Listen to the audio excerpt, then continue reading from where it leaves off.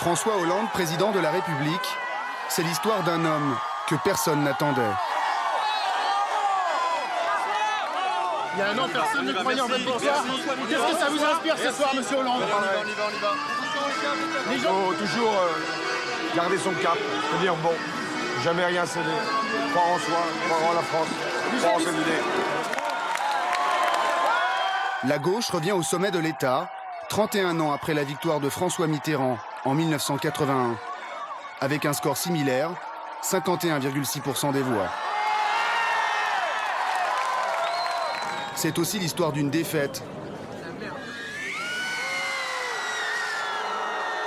La défaite de Nicolas Sarkozy.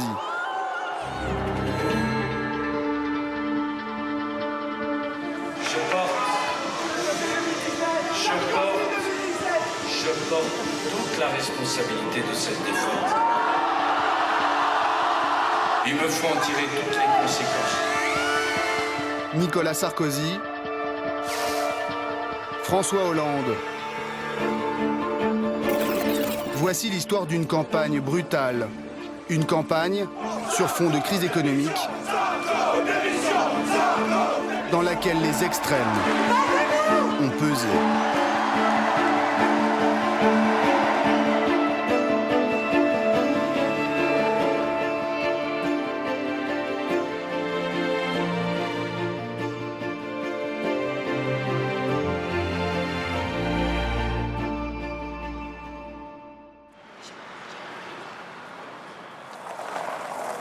À moins de 100 jours de l'élection présidentielle, sommet de crise au palais de l'Élysée.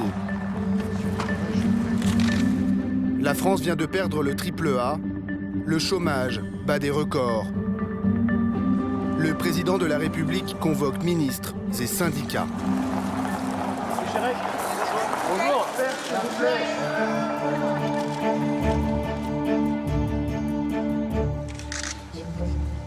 Officiellement, Nicolas Sarkozy n'est pas encore candidat à sa réélection. Le président de la République veut augmenter la TVA, une mesure censée empêcher les délocalisations. On l'appelle la TVA sociale. Le chef de l'État, Bernard Thibault, a contesté les chiffres du chef de l'État sur la TVA. C'est la dernière réforme du quinquennat, la première annonce d'une campagne qui ne dit pas encore son nom. Nous avons engagé une série de mesures d'urgence face à une situation économique qui est grave. Nicolas Sarkozy veut donner l'image d'un capitaine qui tient le cap dans la tempête économique. Une stratégie qui n'a pas échappé à François Chérec. Dès sa sortie de l'Élysée, le secrétaire général de la CFDT nous raconte les coulisses de ce tour de table crispé. Bonjour monsieur. Bonjour. Putain.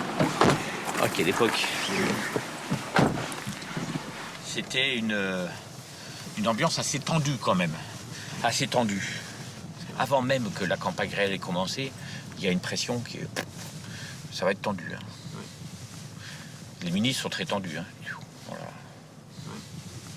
Honnêtement, c'est vraiment un coup qui tout double. Hein. C'est vraiment une communication, comment dirais-je, un peu de panique en fait, un peu de panique. Moi j'ai ce sentiment-là, quand on voit la réactivité, l'agressivité qu'il y a ces ministres, et puis cette communication, c'est une communication de panique.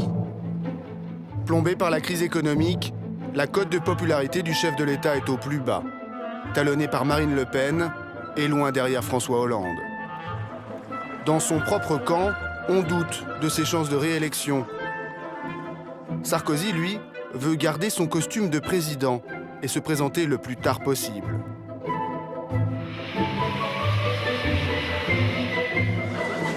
Le candidat Hollande, lui, est porté par la vague.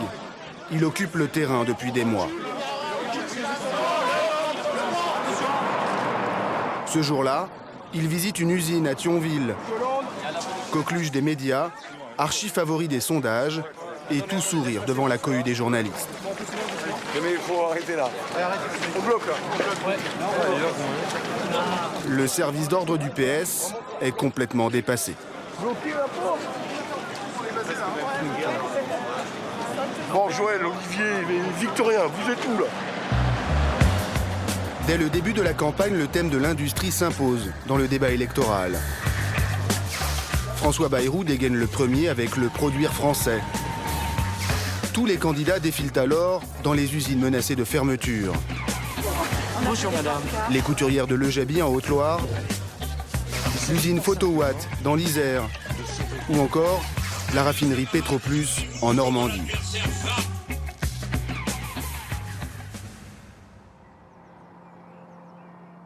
À Florange, en Lorraine, la sidérurgie appelle au secours.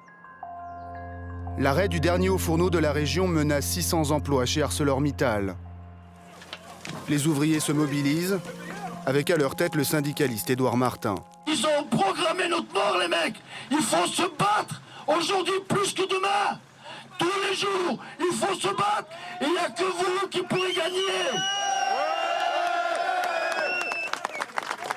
Ils veulent notre mort. Ils veulent notre mort. Et Nicolas Sarkozy a dit qu'il s'occuperait de nous. Il va s'occuper de nous, comme il s'est occupé de Gondrange.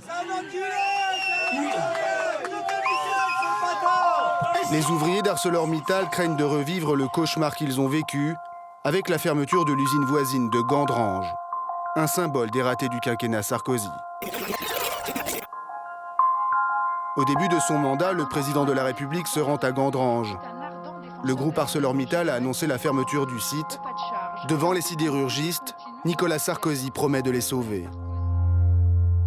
Je préfère qu'on mette de l'argent pour qu'une usine reste ouverte plutôt qu'on mette de l'argent pour que les gens restent chez eux sans pouvoir travailler parce qu'on les accompagne en pré-retraite ou au chômage. Le chef de l'État est acclamé par les ouvriers et même par les syndicalistes comme Édouard Martin. Il a tenu un discours de syndicaliste ici aujourd'hui. C'est pas le président de la République qui parlait, on a l'impression d'entendre un syndicaliste qui causait. Promesse sans lendemain, l'usine de Gandrange ferme quelques mois plus tard. Les ouvriers se sentent trahis et le font savoir à la France entière en déposant cette stèle. Un marbre funéraire où l'on peut lire « Ici reposent les promesses de Nicolas Sarkozy ». Aujourd'hui, Gandrange est une friche industrielle. Le syndicaliste Édouard Martin veut nous montrer comment la campagne présidentielle a commencé ici. La fameuse stèle a été volée il y a 2 jours. Voilà. C'est ici qu'était posée la stèle. Elle a été scellée ici. Je pense que c'est quelqu'un qui a cru rendre service à Nicolas Sarkozy en la faisant disparaître parce que, effectivement, c'était devenu malheureusement un lieu de pèlerinage. Tous les candidats, tous les politiques, venir se faire photographier devant la stèle était devenu un passage obligé. Donc, de manière régulière et permanente, on parlait de Nicolas Sarkozy avec les promesses non tenues de sauver cette usine, quoi. La stèle de Gandrange, c'était la photo idéale pour les candidats en campagne comme Christine Boutin. François Hollande voulait la même. Hasard ou pas, la stèle a disparu 4 jours avant son arrivée. T'as meilleure mine que nous. Ça va vers là. Dans le train pour Gandrange, l'équipe du candidat doit changer le programme au dernier moment. Quand nous avons voulu organiser ces déplacements, nous nous sommes rendus compte, on nous a informé que cette stèle venait d'être volée, on ne sait d'ailleurs par qui. Par conséquent, nous ne pouvions pas aller nous incliner devant une stèle qui n'est plus là, c'était compliqué. C'est la photo que vous vouliez Et nous, ce qu'on veut surtout, c'est être dans un dialogue sincère avec ceux qui souffrent des promesses non tenues de Nicolas Sarkozy. Un dialogue sincère devant 160 journalistes à la mairie de Gandrange. Édouard Martin et ses camarades l'attendent pour parler de l'avenir de la sidérurgie. Oh là, fuyons, 160. Il y a là, oh là là, 160 journalistes. Il y aura plus de journalistes que d'ouvriers. Ça c'est clair. L'objectif de François Hollande, engranger des voix parmi les électeurs déçus par Nicolas Sarkozy. Édouard Martin n'est pas dupe. On a aussi compris les mécanismes de la campagne. On sait que c'est très médiatique, que c'est le symbole, c'est l'image. Voilà. Il faut de la com, je vous répète, il faut de la com, on fait de la com. Monsieur Hollande. Donc, vous rendez vous-même depuis.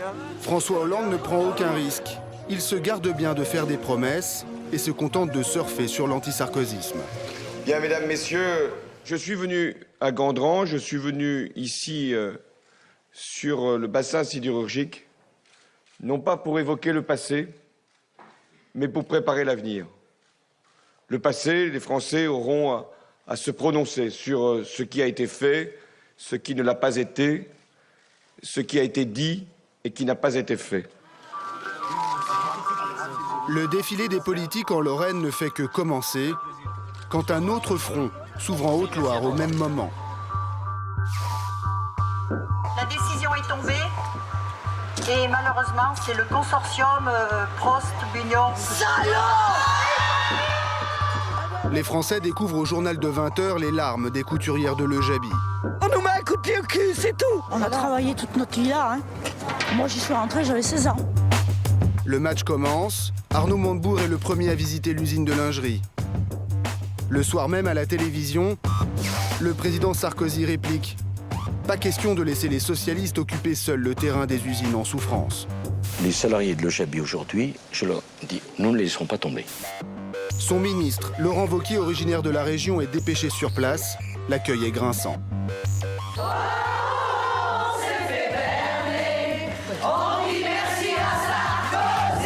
Laurent Wauquiez encaisse et revient 5 jours plus tard seulement avec une solution de reprise pour les 93 salariés. Elles travailleront désormais pour le milliardaire Bernard Arnault, patron du groupe LVMH et témoin de mariage de Nicolas Sarkozy. Dans le match des usines, le camp Sarkozy marque un point. On souhaite maintenant que cela se traduise dans l'opinion. 2 jours après l'annonce de la reprise, le préfet de Haute-Loire vient personnellement chercher une délégation de couturières. Vous allez où comme ça, là? À Paris. À l'Élysée. On est invité par monsieur Nicolas Sarkozy.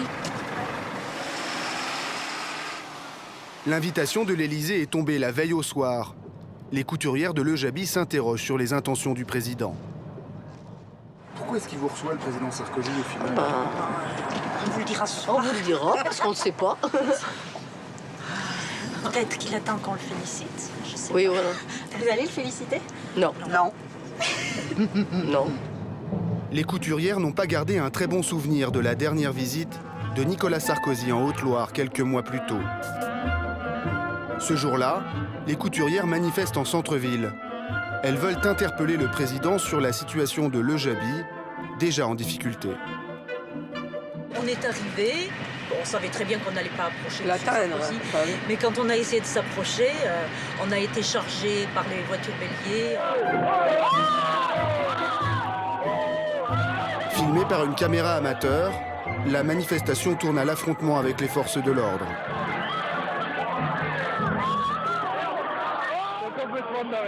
Les manifestants sont dispersés par les gaz lacrymogènes. Il y avait des enfants, il y avait des personnes âgées, et ils n'ont pas regardé sur qui dirigeaient les bombes lacrymogènes. Ça, franchement, ça m'avait énormément marqué. Allez-y, mesdames, je vous en prie. Vous allez bien nous retrouver. Difficile malgré tout de refuser une invitation du président de la République, surtout quand celui-ci s'est personnellement impliqué dans le sauvetage de leur entreprise. À l'Élysée, c'est un petit événement. Des ouvrières escortées par un ministre pour un rendez-vous avec le chef de l'État, ce n'est pas courant. L'opération de communication commence sous l'œil des journalistes.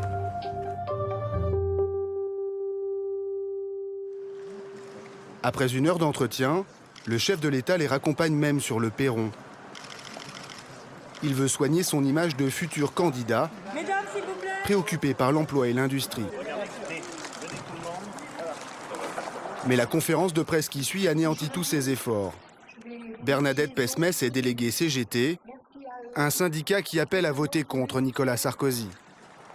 Lors de cette entrevue avec le président de la République, nous avons demandé des engagements durables sur le projet de reprise. Les souvenirs de Gandrange, où les emplois qui devaient être sauvés ont finalement été supprimés, restent encore dans toutes les mémoires. Si nous nous réjouissons du résultat de notre lutte, nous n'oublions pas que l'an dernier, 900 entreprises ont fermé ou licencié et que depuis 5 ans, il y a 700 000 chômeurs supplémentaires. Nous ne voulons pas être utilisés pour faire oublier ce bilan. Okay. J'entends pas ce qu'on dit. Excédé, Laurent Wauquiez écourte le plaidoyer de la syndicaliste. Le ministre essaye de rattraper le coup. Juste par rapport à ce qui s'est passé. D'abord, il y a une implication personnelle du président là-dessus. Et sur ce dossier, il s'est impliqué personnellement. C'est d'ailleurs pour ça qu'il souhaitait les voir. Allez, zou. Ça m'a pas choqué, ça m'a pas apporté du plus, mais ça m'a pas choqué. Alors pressenti pour être porte-parole du candidat Sarkozy, Laurent Wauquiez sera sévèrement tensé par le président et mis sur la touche pour sa mauvaise gestion du dossier. Au début du mois de février, Nicolas Sarkozy est toujours largement devancé dans les sondages par François Hollande. Pressé par son propre camp, le président de la République se résout à entrer en campagne avec 2 semaines d'avance sur son plan initial. Le président doit annoncer sa candidature au journal de 20h. Le patron de l'UMP, Jean-François Copé, a organisé une soirée de soutien dans l'Yonne. Tu me fais un bisou, toi. Tu me serres la main. Est-ce qu'il était grand temps que Nicolas Sarkozy entre en campagne? Écoutez, du point de vue des militants que nous sommes, oui, parce qu'on est impatients. Mais je crois surtout que ce qui est important, c'est que cette entrée en campagne marque la dernière ligne droite de la campagne présidentielle. Le patron de l'UMP et 800 militants survoltés vont écouter la déclaration de leur champion en direct sur un écran géant.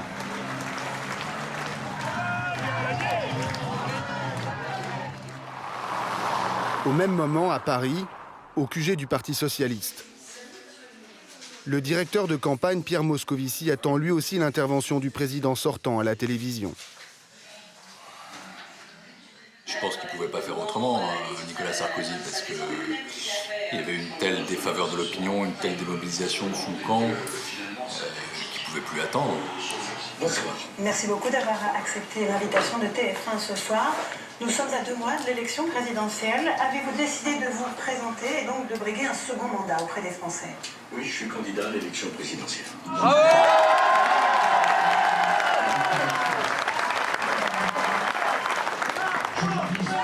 Un événement attendu à droite, mais aussi à gauche.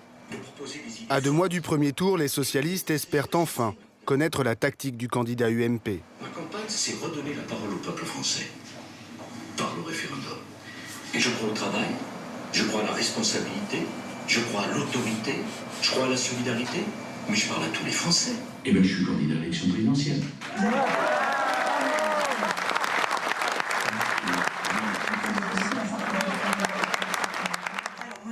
Avec le recours au référendum et l'appel au peuple, le candidat président étonne ses adversaires. Voir cette déclaration de candidature. Je vais y réfléchir 30 secondes.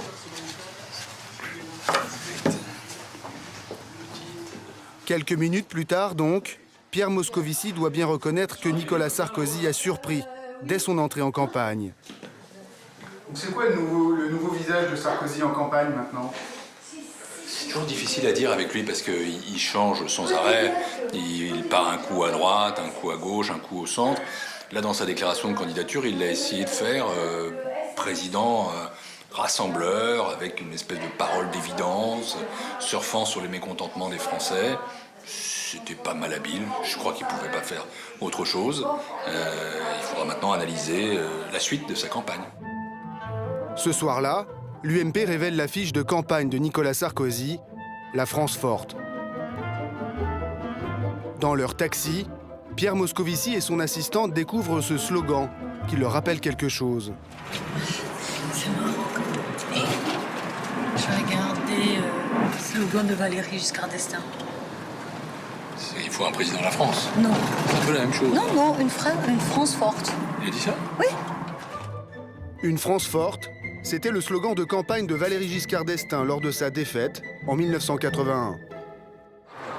C'est incroyable parce que choisir le slogan d'un président qui a perdu, c'est quand même assez puissant. Et en plus, il a perdu parce qu'il a fait cette campagne. C'est-à-dire justement, il a fait la campagne, il faut un président à la France. Autrement dit, vous ne pouvez pas me changer. Bon, ben voilà, les Français ont changé en 80. Dès le lendemain, à Annecy, Nicolas Sarkozy est en campagne. Allez Nicolas, on est avec toi. C'est son premier bain de foule depuis 5 ans. Francis, fais attention. Fais attention, Francis. Le chef de l'État dans une nuée de caméras, on n'avait pas vu ça depuis longtemps. Les militants n'arrivent même pas à l'approcher. Pas facile. On n'y arrivera jamais. Bonjour. Une cohue parfaitement orchestrée par son équipe de campagne. Nicolas Sarkozy doit apparaître comme un candidat comme les autres. Un candidat qui met la lutte contre l'immigration au cœur de son projet. Si nous ne luttons pas contre l'immigration illégale, c'est tout notre pacte social qui risque de voler en éclats.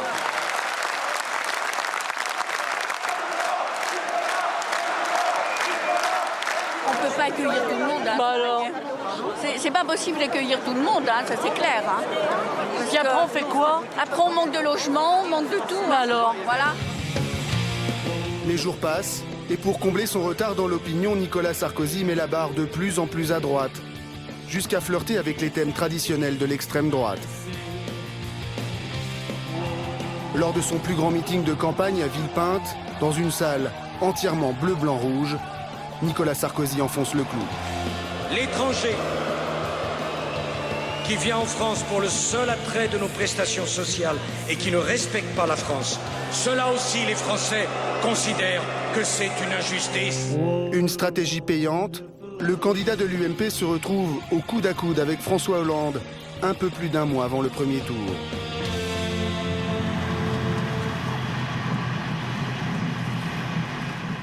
Guillaume Pelletier, porte-parole de Nicolas Sarkozy, est l'un des artisans de cette ligne très droitière, même s'il s'en défend devant les caméras. Je ne suis ni pour la droitisation, ni pour la centrisation, ni pour la gauchisation. Je suis pour le peuple. La stratégie, c'est de contourner, oui, le politiquement correct et la pensée unique pour s'adresser au peuple français et lui dire la vérité avec du courage. C'est que pendant 30 ans, nous avons refusé de maîtriser notre destin. Nous avons donné trop de pouvoir à Bruxelles. Nous n'avons pas maîtrisé les flux migratoires. Nous avons laissé se développer l'assistanat. À 35 ans, Guillaume Pelletier a déjà un parcours politique bien rempli, à la droite de la droite. Militant au Front National dans sa jeunesse, puis directeur de campagne de Philippe de Villiers en 2007. Aujourd'hui, le porte-parole de Nicolas Sarkozy est devenu la nouvelle coqueluche de l'UMP. Tu vas bien? Ça va et toi, Guillaume? Très bien. Très heureux de t'accueillir. C'est très sympa, très heureux d'être à Marseille. Ce soir à Marseille, il anime une réunion publique pour remonter le moral des militants de terrain. Bien sûr, mais on va y arriver, mais il faut se battre. Hein. Faut se battre. Tous les jours. Hein. C'est mis? Super. Guillaume Pelletier est un spécialiste des sondages et des enquêtes d'opinion. À la manière d'un consultant, avec rétroprojecteur et chiffres à l'appui, il décortique les fondements de la stratégie droitière de Nicolas Sarkozy. On arrive là dans le cœur nucléaire de ce qui doit constituer notre argumentaire dans le cadre de cette campagne. L'interdiction du port du voile intégral, de la burqa, dans l'espace public. On nous a dit, ça va diviser les Français sont pas d'accord, attention à ne pas aller trop loin. 89% des Français favorables à l'interdiction du port de la burqa dans l'espace public. Évidemment, 99 à l'extrême droite, 96 à l'UMP, 94% au MoDem, 77% des sympathisants du Parti socialiste, une loi qui suscite l'adhésion plébiscitaire de nos compatriotes, contrairement à ce qu'à longueur de journée, on nous explique dans les médias en disant attention aux dérives sécuritaires. Ce n'est pas une question de dérives sécuritaires, c'est d'affirmation haut et fort de nos principes. Réduction de l'immigration, lutte contre l'insécurité, obligation d'accepter une offre d'emploi pour les chômeurs. Au moins 2 Français sur 3 seraient favorables aux propositions de Nicolas Sarkozy, selon son porte-parole. Tout ça pour dire que c'est ce que les sondeurs expliquent dans leurs analyses, la France n'a jamais été aussi à droite. Les valeurs attendues par nos compatriotes sont des valeurs qui sont les nôtres. Merci beaucoup. Avec de telles statistiques, les sarkozystes en sont persuadés. La victoire est à leur portée. François Hollande, lui, continue de sillonner la France, toujours suivi comme son ombre par Manuel Valls, son directeur de la communication. L'homme clé du dispositif socialiste a organisé un bain de foule dans sa ville d'Évry, en banlieue parisienne.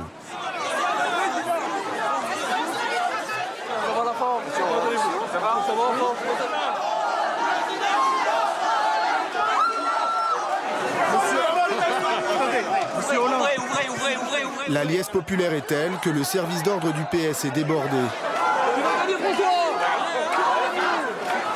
Rachid, reste avec moi là, mets-toi là. Des badauds leur viennent en aide pour extraire François Hollande de la foule.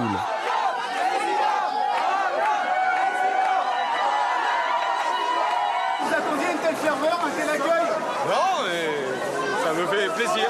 Ici, dans un quartier populaire, ça me fait très plaisir. François Hollande veut donner l'image d'un candidat qui déplace les foules et gagner des points dans le match de la popularité, un match difficile à perdre. Quelques jours plus tard, à Bayonne, le candidat Sarkozy découvre le rejet qu'il provoque dans une partie de la population.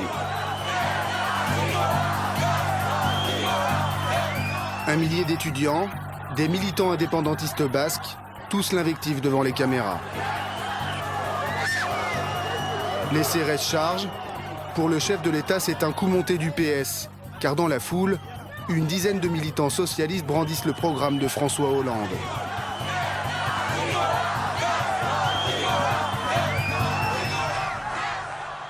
À Bruxelles, le soir des événements, Nicolas Sarkozy arrive avec 2 heures de retard au Conseil européen. Il accuse carrément ses adversaires socialistes de collusion avec les terroristes basques.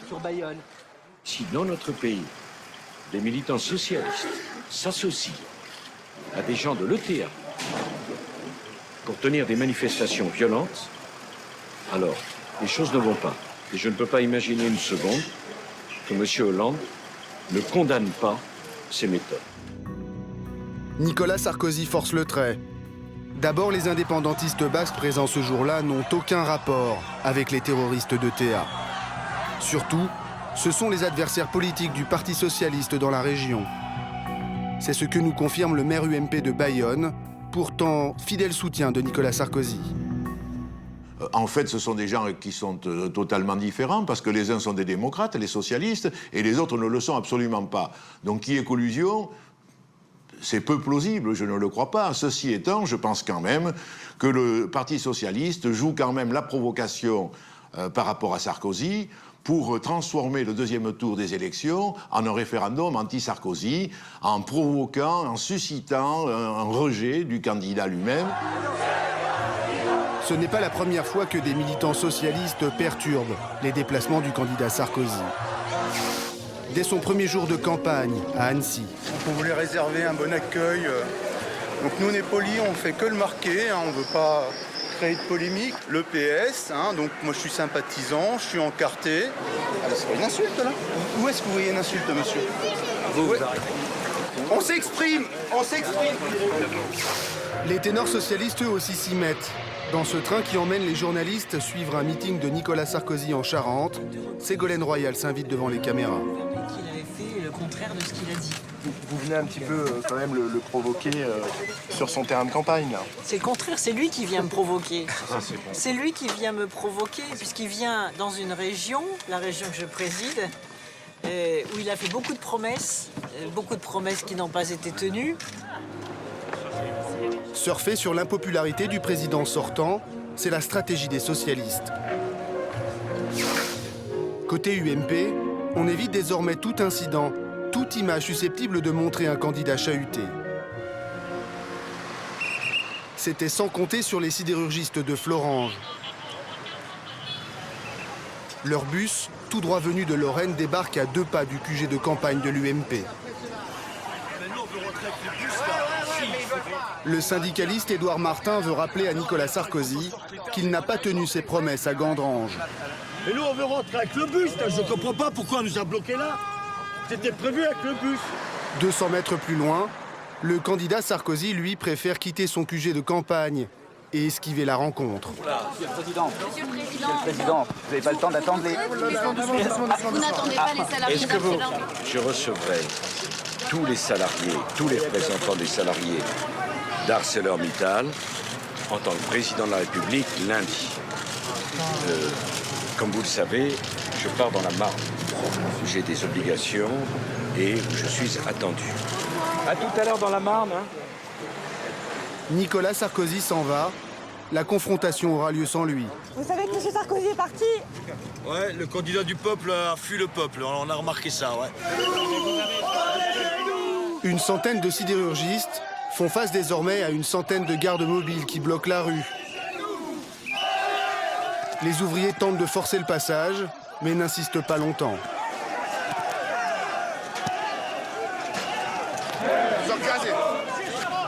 Accueillis par des gaz lacrymogènes, les métallos ne peuvent accéder au QG de Nicolas Sarkozy. Vous me dégoûtez à nous. C'est notre travail qu'on défend, pas vous. C'est bien content, vous êtes bien content. Déjà qu'on va faire le boulot et en plus vous nous faites ça. Vous n'avez pas honte. Vous aurez honte à votre place. Vous êtes des fonctionnaires de l'État, vous êtes de l'emmerde de l'État. On a été dignes jusqu'à présent. Il n'y a pas eu un seul dérapage. Il n'y a pas eu un seul acte de violence. Il aura fallu venir devant le QG du candidat du peuple, paraît-il. Et voilà comment il nous accueille, avec les CRS et en nous gazant. Voilà, merci Sarko. Merci. Démission, Sarko, démission, Sarko, démission, Sarko, démission, Sarko, démission. Très vite, Nicolas Sarkozy réplique lors d'un meeting à Nancy. Je mérite mieux que d'avoir quelques permanents d'un syndicat politisé qui vient à Paris, non pas pour défendre les salariés, mais pour casser et donner une image dévoyée de ces ouvriers de la sidérurgie qui méritaient d'être respectés. Les sidérurgistes lorrains deviennent le cauchemar de Nicolas Sarkozy, mais François Hollande a lui aussi une épine dans le pied qui pourrait lui coûter des voix. S'il est élu, il veut fermer la centrale nucléaire EDF de Fessenheim en Alsace. Les employés de la centrale ont fait le déplacement à Paris pour manifester leur mécontentement devant le QG du Parti socialiste. À l'intérieur, Manuel Valls, le directeur de la communication, est sur les dents. Il y a des journalistes dans le hall. Bon, il ne faut pas qu'il y ait de presse en bas là.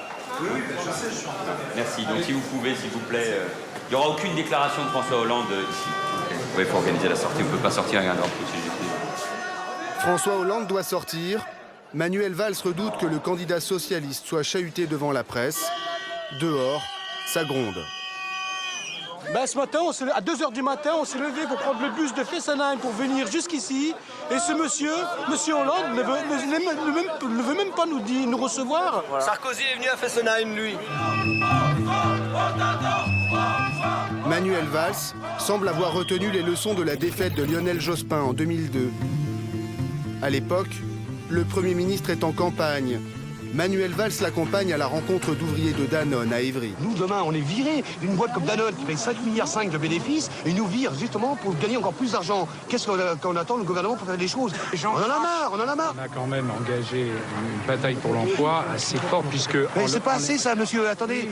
Cette image de Lionel Jospin malmené par un syndicaliste avait eu un effet dévastateur sur sa campagne.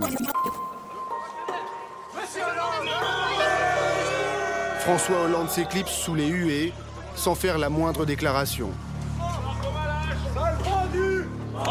Ces images passeront inaperçues, car le jour même, une autre actualité bouleverse la campagne.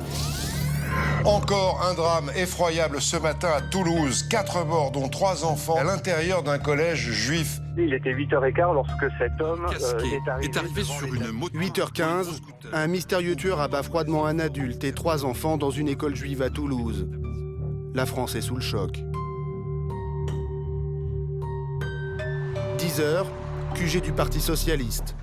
Manuel Valls convoque une réunion avec son staff. À ce moment précis, personne ne connaît le nom et le mobile du tueur. Le mot d'ordre, c'est profil bas. Malheureusement, avec ce qui vient d'arriver à Toulouse, les choses changent totalement. François va se rendre à Toulouse, là. Moi, je vous invite évidemment à aucune expression désordonnée sur le sujet, et encore moins à toute allusion de caractère politique. Mais en même temps, il ne faut pas changer la campagne, il ne faut pas casser le rythme. Et puis pour le candidat, ça va être l'occasion d'exprimer son émotion, mais aussi d'en appeler au rassemblement. De presse sport. Pour Manuel Valls, le PS est toujours en campagne, jusqu'à ce que François Hollande débarque. Non, c'est pour après, c'est les équipes de Canal. Bon. Tu voulais dire un mot? Bon, peut-être porte-parole. Je vais dire un petit mot. On arrête, s'il vous plaît. Face à l'ampleur du drame de Toulouse, François Hollande ne veut pas commettre la moindre erreur. Quelques minutes plus tard, le candidat a tranché.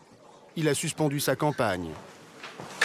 Monsieur Hollande, c'est délicat de gérer ce genre d'événement quand on est en campagne présidentielle? Non, c'est pas délicat. C'est essentiel de pouvoir, à un moment, s'arrêter quand il y a un drame de cette ampleur. La campagne présidentielle est mise entre parenthèses. Les candidats se retrouvent côte à côte le lendemain à Montauban pour la cérémonie d'hommage aux victimes.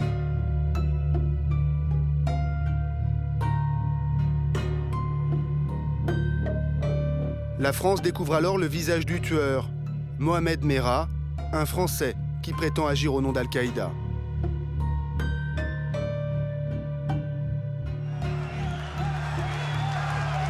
Le drame de Toulouse, c'est l'occasion pour Marine Le Pen de revenir sur le devant de la scène.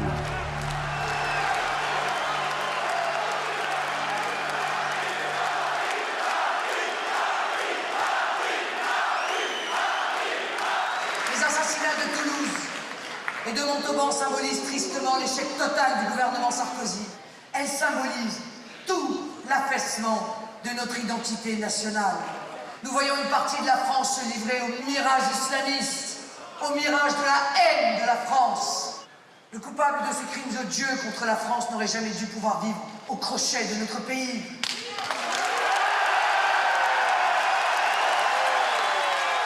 Si le Front National avait été au pouvoir depuis 25 ans, il n'aurait pas eu la nationalité française.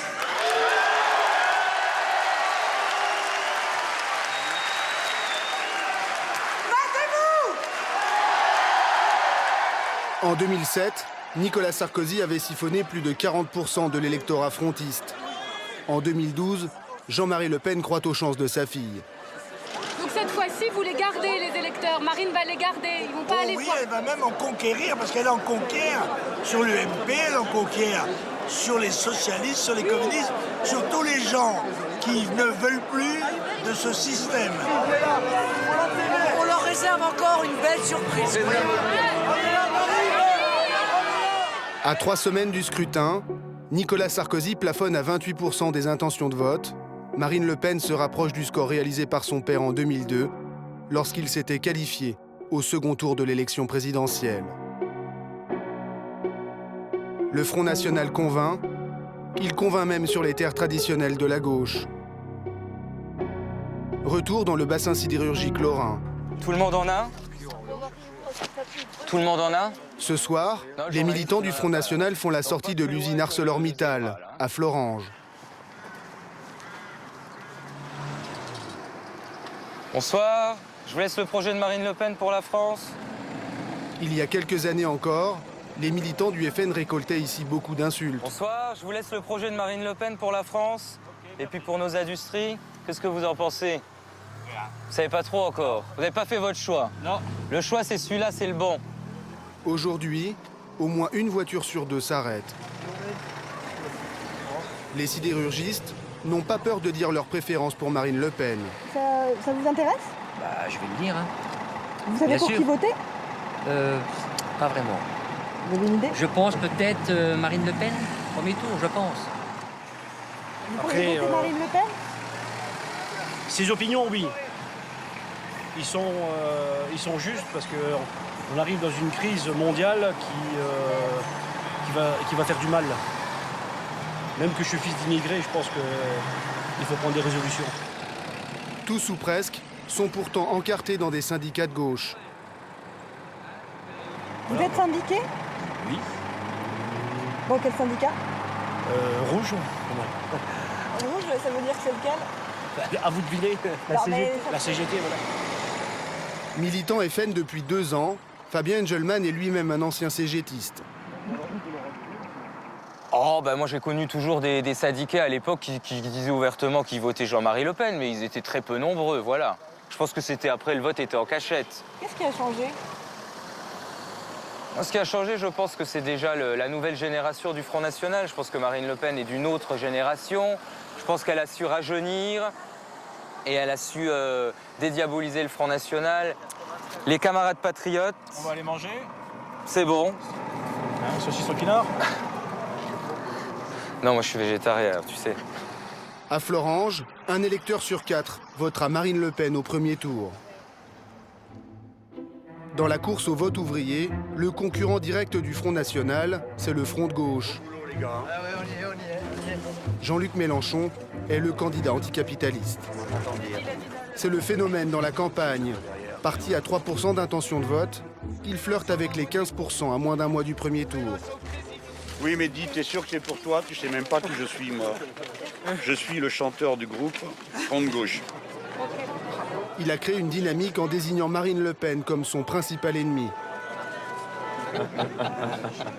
C'est un personnage pitoyable qui n'a pas du tout la dignité de la fonction à laquelle elle aspire. Tout ce qu'elle sait faire, c'est aboyer, montrer les dents, écumer de rage. Bon, on connaît.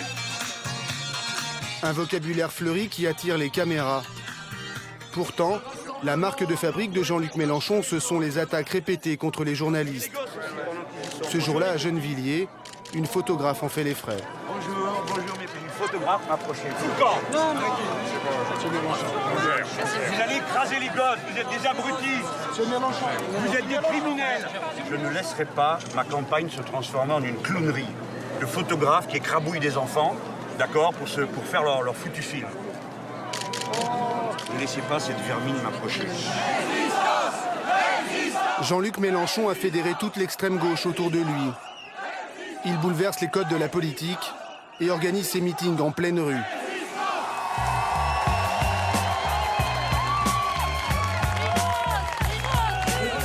On s'espérait. On s'est retrouvés. Tribun hors pair, il galvanise les foules comme ici à Paris, place de la Bastille, ou encore place du Capitole à Toulouse. Cela s'appelle la révolution citoyenne qui est commencée. À la veille du premier tour, Jean-Luc Mélenchon s'envole dans les sondages qui le donnent 3e homme devant Marine Le Pen. Il va déchanter.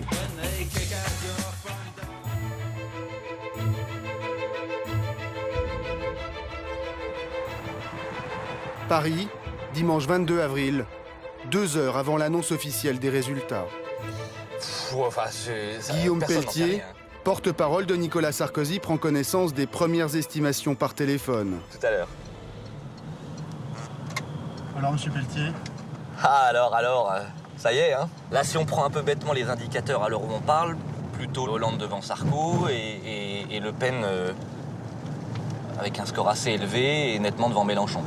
C'est pas une très bonne nouvelle pour vous, Hollande devant Nicolas Sarkozy? Sauf si Sarko plus Le Pen, ça fait bien plus que Hollande plus Mélenchon. Guillaume Pelletier pense déjà à la stratégie du second tour. Un gros score du FN laisse un espoir à Nicolas Sarkozy de l'emporter dans la bataille finale. Toujours persuadé que la France vote majoritairement à droite, Guillaume Pelletier fait part de ses calculs à Nathalie Kosciusko-Morizet, elle aussi porte-parole du candidat. Surtout, c'est qu'on a un total Sarko-Le Pen inédit. 46. Et 39 Hollande-Mélenchon, donc c'est encore plus, c'est inespéré. Vous ne pouvez pas vous réjouir du niveau élevé de Marine Le Pen? Mais je me réjouis de rien.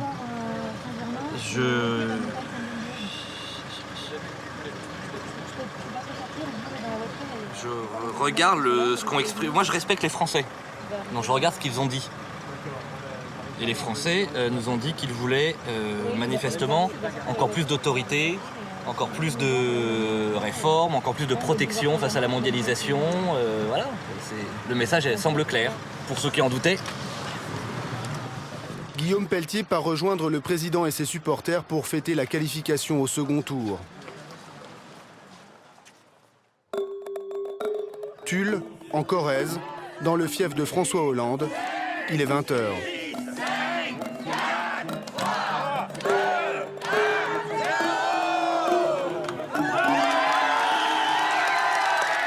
Le candidat socialiste devance Nicolas Sarkozy d'1,5 point.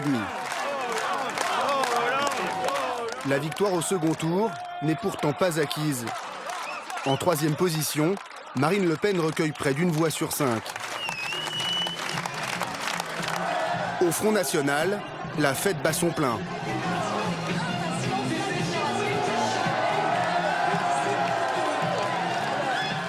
Plus de 6,5 millions d'électeurs.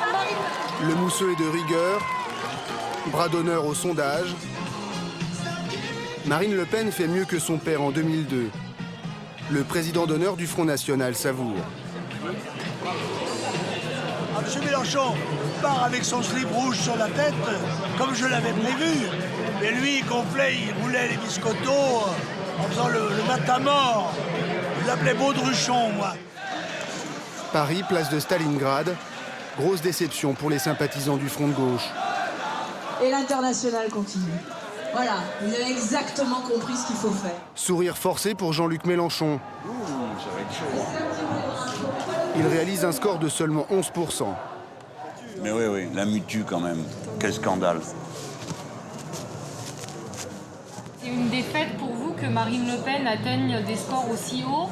Attendez, je vais vous dire une chose. Si c'est une défaite pour quelqu'un, c'est pour tous ceux qui n'ont rien foutu.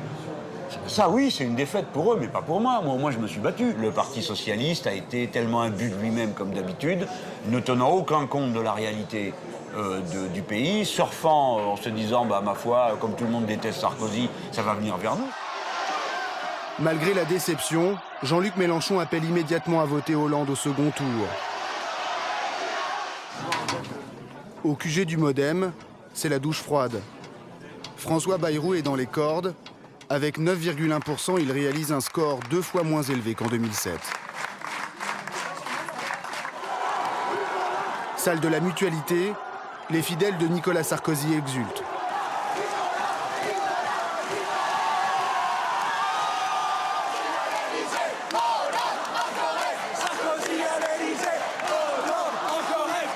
Le Front National à 17,9%, c'est la bonne nouvelle du premier tour pour les militants UMP.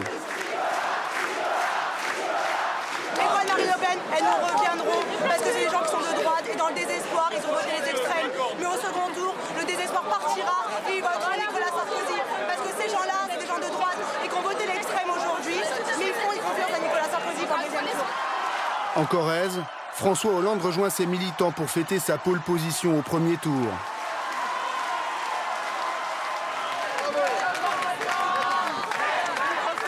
La campagne du deuxième tour commence. La chasse au report de voix est lancée. 2 jours plus tard, François Hollande repart en campagne. Nous le retrouvons à la gare du Nord. Hollande, bonjour. T'es déjà là? Quel est l'objectif du déplacement aujourd'hui? Convaincre, toujours convaincre. C'est le même objectif. Tous les électeurs. Tous les électeurs, sans oublier les électeurs du Front National. Direction la Picardie, là où le vote de la colère a pesé. 1 électeur sur 4 a voté Front National, comme ici, à Hirson.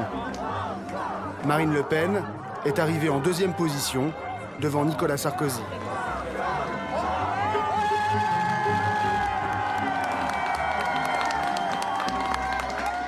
J'entends les cris, les inquiétudes, les angoisses.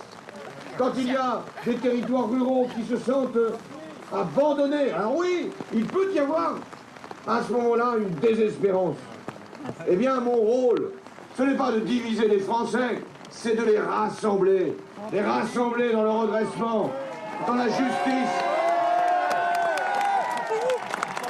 On va gagner! Dans la foule, il y en a des électeurs du Front National, comme cet homme. Au deuxième tour, il se refuse à voter Nicolas Sarkozy. Si jamais il est réélu, je vomis. Ah oui, directement, c'est pas possible, c'est que les gens ils comprennent pas là. Et vous pensez que parmi les électeurs du Front National, il y a beaucoup de gens comme vous qui vont donner leur voix à François Hollande au second tour? Je pense. Ouais. Je pense, ce serait pas étonnant. Je vous dis, c'est un peu un avertissement. Merci à tous. Hein. Je te laisse, François. Le candidat Sarkozy mène lui aussi campagne sur les terres frontistes, comme ici, dans les Bouches-du-Rhône. Sans un report massif des électeurs du FN, il ne peut pas être réélu. Cette chasse aux voix du Front National et certaines de ses déclarations provoquent un tollé à la une de la presse de gauche. Le journal L'Humanité pousse la caricature en le comparant au maréchal Pétain. Avignon, dans le Vaucluse, les militants UMP dénoncent une campagne de presse contre leur champion. Ils prennent les journalistes à partie.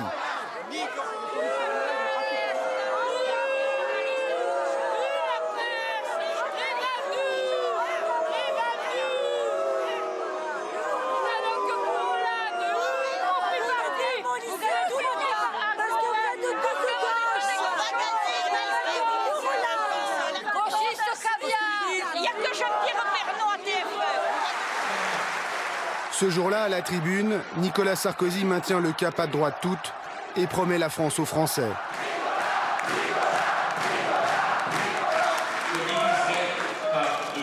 Pour les 5 années qui viennent, le nombre d'étrangers que nous accueillons sur notre territoire. Bien sûr qu'il y a des tas de choses à changer, mais il y a des choses que nous voulons garder. Nos territoires, nos paysages, nos valeurs, nos habitudes, notre mode de vie, la fierté d'être français. Voilà. Jamais avant lui, un président de la République ne s'était à ce point emparé des thèmes du Front National. Monsieur Sarkozy, que répondez-vous aux gens qui disent que vous vous êtes compromis avec le Front National? Merci, partez monsieur, doucement, vous allez vous faire bousculer. Merci.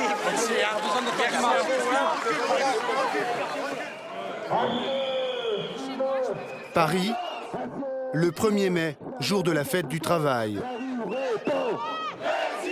À 5 jours du scrutin final, jamais la France n'est apparue aussi divisée. La capitale voit s'affronter la France de gauche, qui défile aux côtés des syndicats, et la France de droite, rassemblée au Trocadéro, autour de Nicolas Sarkozy. Ils ont choisi de défiler avec le drapeau rouge, nous avons choisi de nous rassembler sous le drapeau tricolore.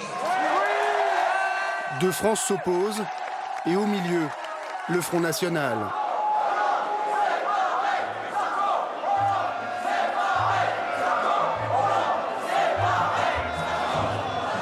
Marine Le Pen parade, et à la tribune, elle savoure son statut d'arbitre de l'élection présidentielle. Elle n'a qu'un seul camp, le sien. Nous sommes devenus le centre de gravité de la vie politique française. Et d'ailleurs, les débats aujourd'hui se structurent autour de nos propositions. À titre personnel, dimanche, je voterai blanc. Et en juin,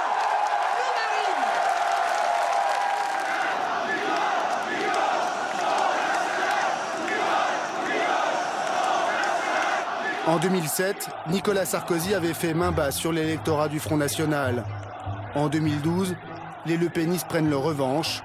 Le FN se voit déjà comme une force incontournable de la droite. Le lendemain, à la télévision, c'est le face-à-face tant attendu entre les deux finalistes. 3 heures de débat musclé n'inversent pas la dynamique des sondages comme l'espérait Nicolas Sarkozy. Le coup de grâce lui est porté par le candidat du centre. François Bayrou annonce qu'il votera Hollande. Nicolas Sarkozy, après un bon score de premier tour, s'est livré à une course-poursuite à l'extrême droite dans laquelle nous ne retrouvons pas nos valeurs.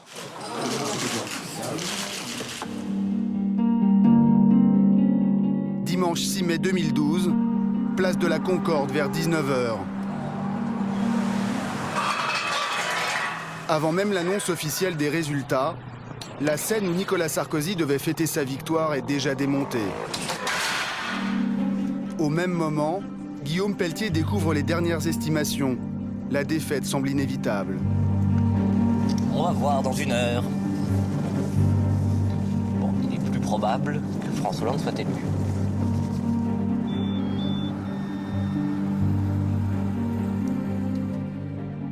Selon lui, Nicolas Sarkozy paye sa présidence bling-bling, notamment la fameuse soirée du Fouquet's qui a choqué les Français. Ils ont été déçus, agacés ou lassés par un certain nombre d'erreurs que nous avons commises au début, particulièrement de ce quinquennat. Et malgré les explications très humbles d'ailleurs de Nicolas Sarkozy, ça a pu ne pas suffire. On y va. 20h20 à la Mutualité, Nicolas Sarkozy reconnaît sa défaite. François Hollande est le président de la France et doit être respecté. Ne donnons pas le mauvais exemple.